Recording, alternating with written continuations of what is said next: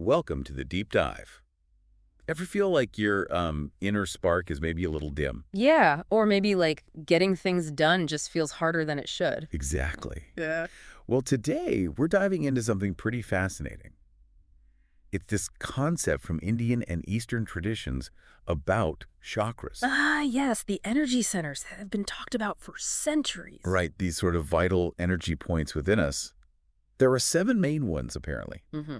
And we're going to zoom in today on just one, the third one up from the bottom, the Solar Plexus Chakra. That's the one, also called Manipura. And it's a really interesting one because it's seen as the core of your personal power. Personal power. Okay. I think we could all probably use a bit more of that. Definitely. So if it's the seat of personal power, where is it located exactly? And what does that power actually mean in this context? Well, physically, you'd find it in your upper abdomen, maybe about, say, 2 inches above your navel, roughly there. But its influence goes way beyond just that spot. When we talk about personal power here, we're talking about things like your self-esteem, your confidence, Right. that inner drive. Some people call it warrior energy. And it's also really key to your ability to actually make changes, to turn your intentions into, well, reality. Warrior energy. I like the sound of that. So it's not just feeling strong inside, but actually having the oomph to act. Precisely. It's that power of transformation. And interestingly, it also connects to our physical side. It's linked to metabolism, digestion. Huh. So when people talk about a gut feeling or feeling something right in their solar plexus, Yeah.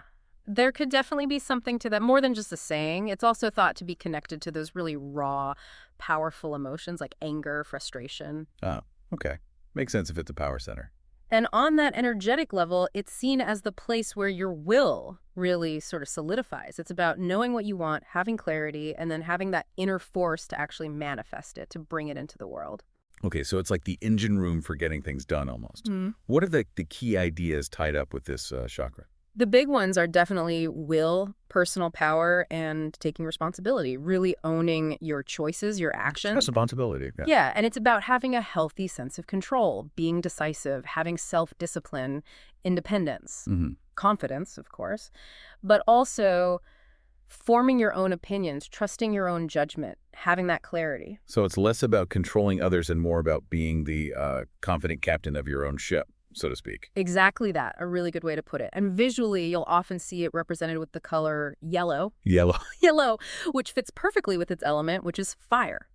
Think about fire, that vibrant energy, that transformative heat. That's the vibe of the solar plexus. Fire. Yeah, that's a strong image.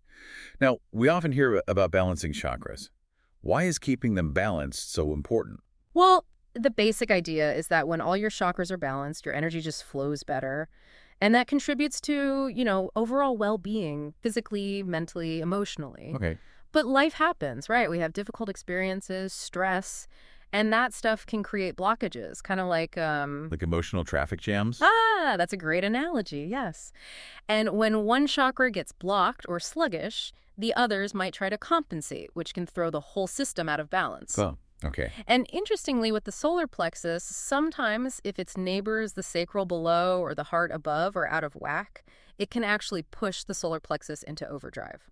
So they all influence each other. It's like this whole network. Absolutely interconnected. So what does it actually feel like or, look like in our lives when the solar plexus is working well, when it's balanced? When it's balanced, you'll probably find it easier to strike that balance between, say, asserting your own needs and desires and also maintaining harmonious relationships. You don't feel like you have to choose one over the other so much. That sounds good. Yeah, you can express your will effectively, assertively, not aggressively, and things tend to flow a bit more easily. Your efforts lead to results without quite so much struggle. That sounds ideal, really, the sweet spot. But what about the flip side? What are the signs that maybe our solar plexus is a bit off? Yeah. Imbalanced?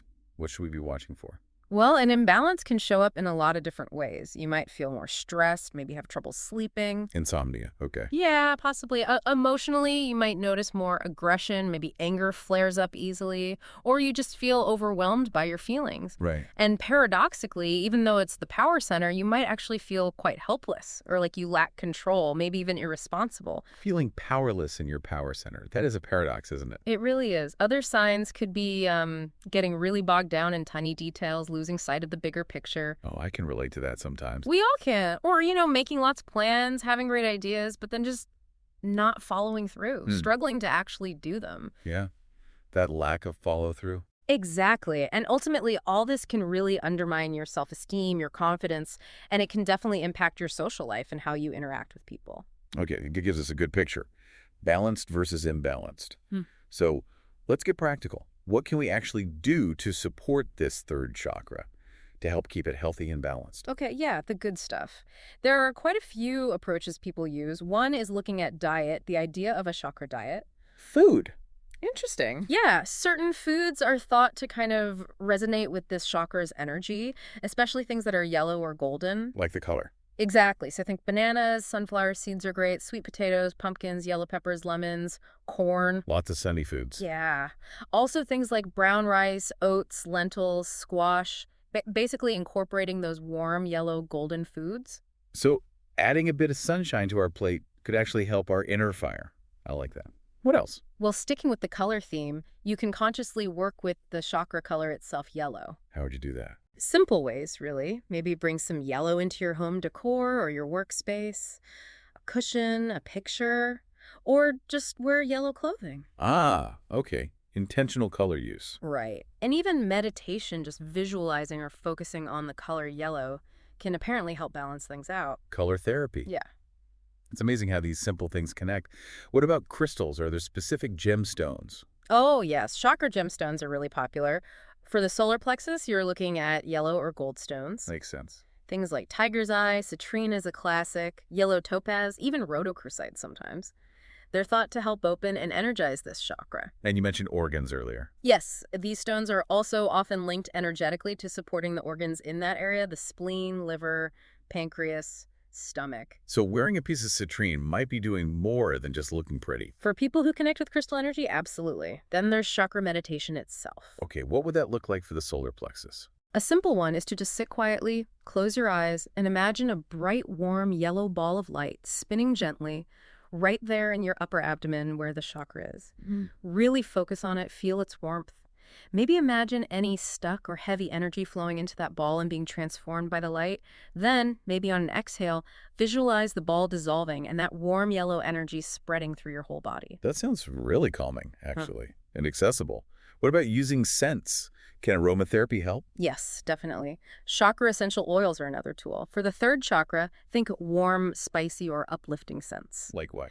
Things like rosewood can be balancing, sandalwood, chamomile is calming, but also more fiery ones like lemon, ginger, black pepper, cinnamon, clove. Ooh, some spicy ones in there. Yeah, you could put a few drops in a warm bath, use them in a diffuser. It's about creating that supportive atmosphere. The power of smell. Often overlooked. And connecting with the outside world.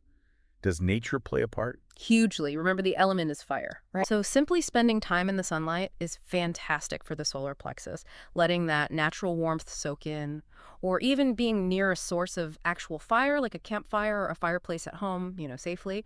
That direct connection to the fire element can be really grounding and energizing for this chakra. Soaking up the sun or cozying by the fire. I can see how that would connect.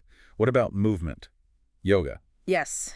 Chakra yoga, poses that build some heat, especially in the core area, are great for stimulating a sluggish solar plexus. Like core work. Exactly. Think Navasana, that's boat pose, or twists like Matsyendrasana, the seated spinal twist. And the warrior poses are fantastic too. They really embody that strength and power. Mindful movement to light that inner fire. Yeah. Makes sense. Now, what about our thoughts, our words? Do they influence this? Massively.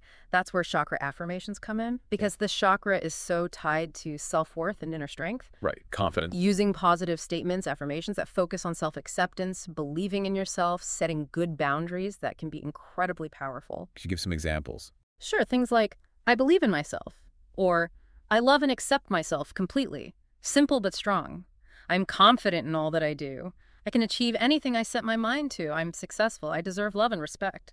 Really reinforcing that inner power. Those feel really empowering just hearing them. Yeah. Okay, one last thing I think you mentioned. Sound. Yes, chakra chanting. Each chakra is said to have a specific sound or seed mantra. For the solar plexus, the sound is RAM. RAM. How do you pronounce it? Kind of like rum, with a bit of a roll on the R, if you like. Yeah. R-A-A-A-H-M.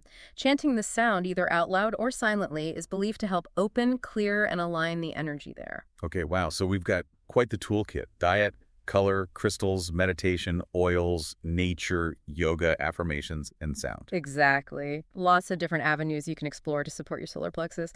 And as we've kind of touched on throughout, nurturing this chakra is really fundamental to feeling empowered, confident, and able to navigate life effectively while still connecting well with others. It really does seem central to that feeling of personal power and just general well-being. Definitely gives you, the listener, something to think about, perhaps, in your own journey. Maybe try one or two of these techniques, see what resonates for you, see if you can unlock more of that solar plexus potential. And, if you're looking for something tangible, something beautiful to maybe help you focus that intention, we wanted to mention Unlock Your Chakra. Ah, yeah. They create these really lovely handmade healing crystal bracelets. Each one is designed specifically with the idea of helping you manifest dreams and wellness, using genuine gemstones chosen for their properties relating to mind, body, and soul healing. Right, so you could find bracelets that specifically incorporate stones like citrine or tiger's eye that we mentioned. It's a nice way to carry that energy with you. You can check out their whole collection of chakra bracelets and other things they offer on their website. It's a wonderful way to have that daily reminder of your own inner strength and potential. Ultimately, this whole process of understanding and working with your chakras, it's a very personal journey, isn't it? Absolutely. We really hope this deep dive into the solar plexus has given you some useful insights, maybe some practical ideas for how you can ignite your own inner fire and really step into your personal power. Yeah, definitely. Food for thought, and maybe just leave you with this question.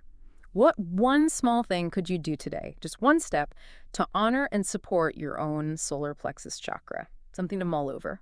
Until our next deep dive.